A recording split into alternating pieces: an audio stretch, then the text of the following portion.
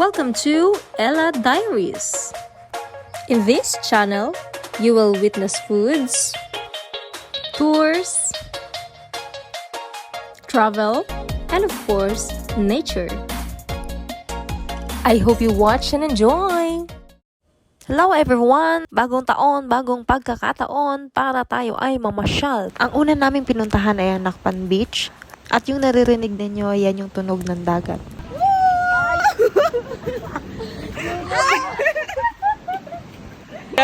Kasing human drone to. 5 PM ay nasa Leo Beach na kami para abangan sana namin yung sunset. Kaya lang maulap at medyo foggy yung El Nido this time. Kaya yan lang ang view ng Leo Beach ngayon. Around 6:30 PM, umalis na kami ng Leo Beach tapos dumiretso na kami sa Strong Tower Inn kung saan doon kami magsistay for the night. Finally, nandito na kami sa bayan. Ang kainaman na sa bayan na kami, mura pa yung aming tulugan. Ironing ka na nakikita ninyo sa post sa Facebook at Instagram. Ito talagang realidad ng mga gumagala. Nagbabudget dahil baka pag uwi namin, kami ay tulala.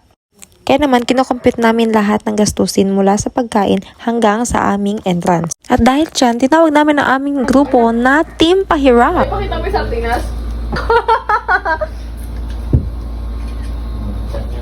O yan ang ulam ng mayayaman. Ang mga professional na Mga nag-tour. professional na nag-tour sa inyo. Engineer. O yan, ilan ang initial seaman? Engineer. Sa abroad din. Abroad. Abroad. Ilang digits? Ilang digits pa? Sweldo. Ayan, bagong engineer.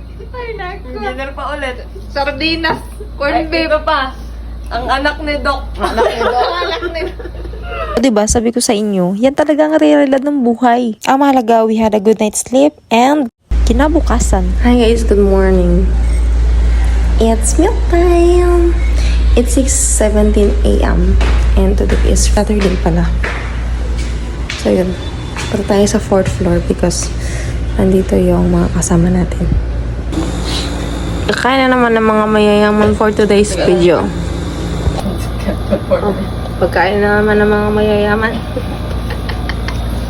Tinapay. At yun na nga, ito na naman ang pagkain ng mga Team Pahirap. Pansit Canton na may tinapay, tapos nagko-coffee. Syempre, yung iba naka-milk or Milo.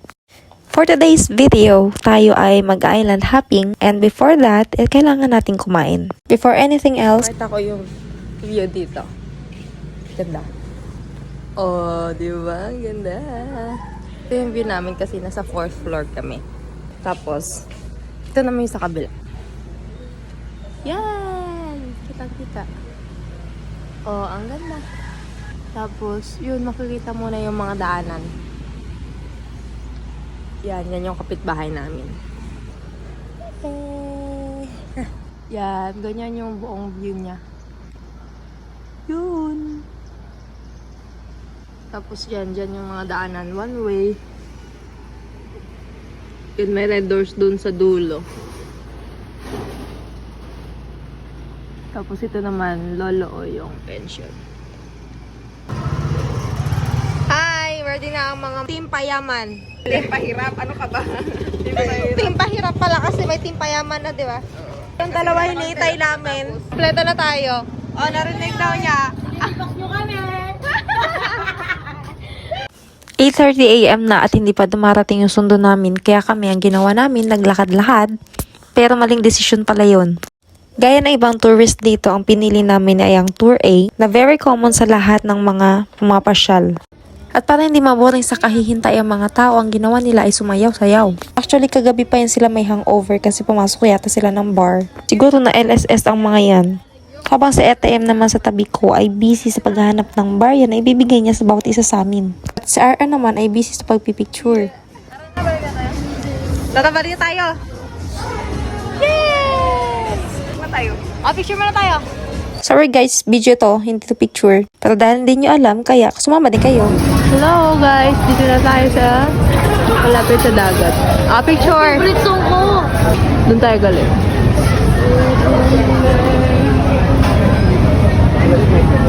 Pulis muso. Mamaya, ang tatahakin namin ay ito. Alright I-taste test natin ito. 50 pesos. Oh my gosh. Hindi ako nakakabili ng ganito sa probinsya namin.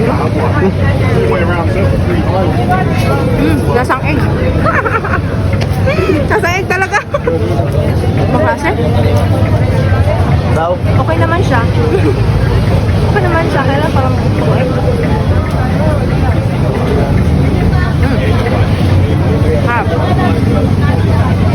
Egg pa is just a sample of their product dahil marami pa silang tinapay na puro tig 50 pesos. Pero ang isa sa mahal na binibenta nila ay yung 150.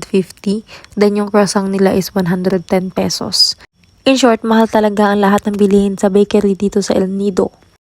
9 a.m. na and we are preparing for island hopping. The rent is 100 pesos. Nalimutan ko yung para sa mata kung magkano. Meanwhile, Video ata yan eh. and kaharap namin yung mga foreigner. Hey Joe, your bag is tomorrow. Nakasakay na kami sa malaking bangka. Parang kasya dito ang 30 na katao. Actually, ang una naming dinaanan ay yung Commando Beach. Kaya lang wala na akong video. So, ito na lang ipapakita ko sa inyo. Ito yung Secret Lagoon. Kung saan di ko ina-expect na sobrang babaw ng tubig. Ito yung loob ng Secret Lagoon.